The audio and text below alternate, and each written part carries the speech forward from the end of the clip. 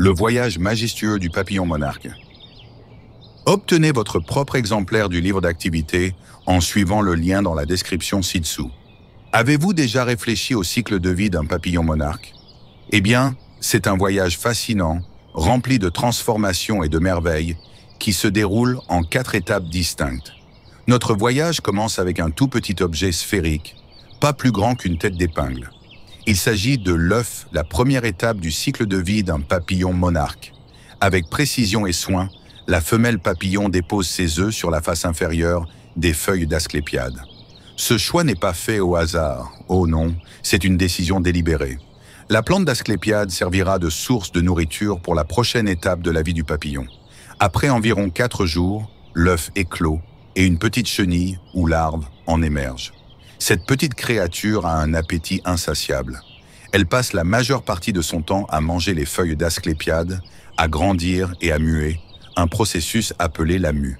Une fois que la chenille a atteint sa taille maximale, elle entre dans la 3e étape du cycle de vie, le stade de la chrysalide ou nymphe.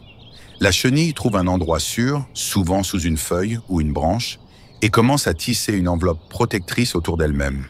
À l'intérieur de cette chrysalide, une transformation incroyable se produit. Les anciennes parties du corps de la chenille subissent un changement remarquable, un processus appelé métamorphose, pour devenir les composants d'un papillon adulte.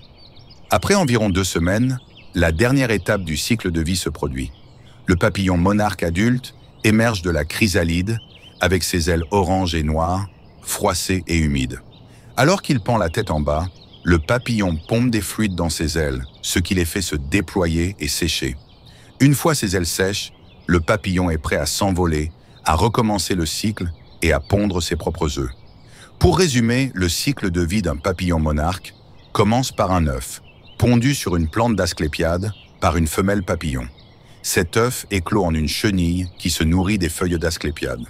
Une fois la chenille suffisamment grande, elle forme une chrysalide autour d'elle, à l'intérieur de laquelle elle se transforme en papillon adulte.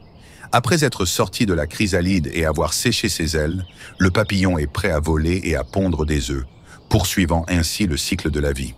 Alors, la prochaine fois que vous verrez un papillon monarque, souvenez-vous de l'incroyable voyage qu'il a parcouru, d'un tout petit œuf à une magnifique créature ailée.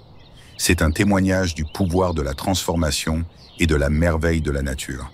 Si vous avez trouvé cette vidéo utile, n'oubliez pas de liker, de vous abonner, de partager et d'activer la cloche de notification pour plus de contenu inspirant. Merci.